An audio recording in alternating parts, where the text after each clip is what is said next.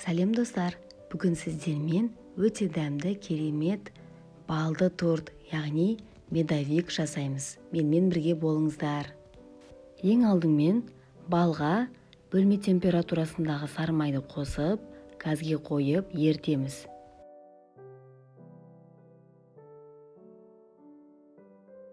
Толық еріген соң бір шай қасық ас содасын қосамыз. Газдың астын жай қойып тез-тез араластырып тұрамыз.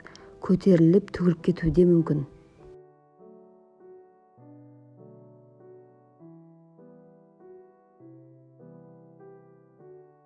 Балымыздың түсі әдемі қоңыр түске өзгереді. Толығымен қоңыр түске өзгергенде дайын болады. 3 жұмыртқаға 80 грамм шекерді қосып, жақсылап көтерілгенше миксерлейміз. Үстіне ерітілген балымызды қосып, жақсылап біріккенше араластырамыз.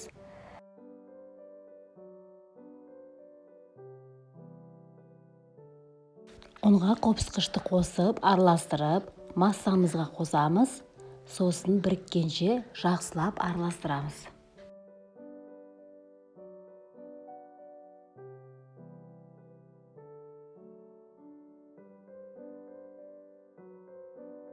Қамырдың консистенциясы осындай болады. Пергамент қағазына диаметрі 28 см болатын кез келген тарелканы алып, дөңгелек сызып аламыз. Қамырды 5 бөлікке бөлеміз, шамамен 130-150 граммдай шығады. Және видеода көрсетілгендей, үстіне пергамент қағазын қойып, шеңбер бойымен жаямыз. Тура дөңгелек болып шығу маңызды емес, өйткені артық бөлігін бетіне себуге пайдаланамыз.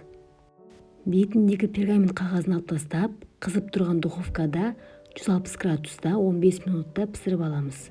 Енді кремін дайындаймыз. Творожный сырға сливки, сгущенка, шекер қосып, жақсылап араластырамыз. Крем болғанша жақсылап миксерлейміз. Кождарымыз пісіп шықты. Енді диаметрі 25 см болатын формаға салып, туралап кесіп шығамыз.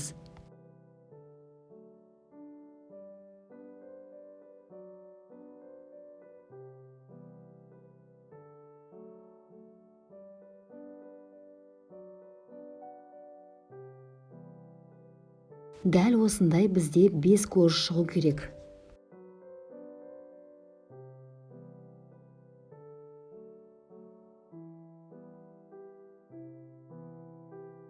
Кождарымызды формаға салып, видеода көрсетілгендей, арасына крем жағып, тортымызды жинаймыз.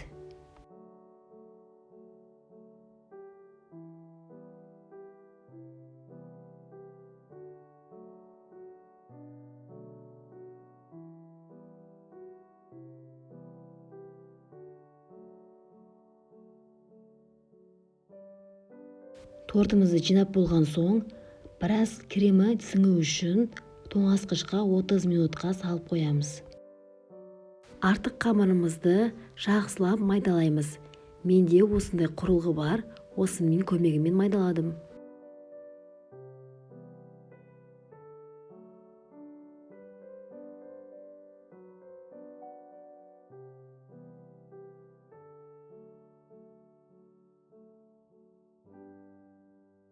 Жарты сағаттан соң тоңазытқыштан тортымызды алып, формадан босатамыз, сосын бетіне жаңағы дайындап қойған үгітілген кожымызды себеміз.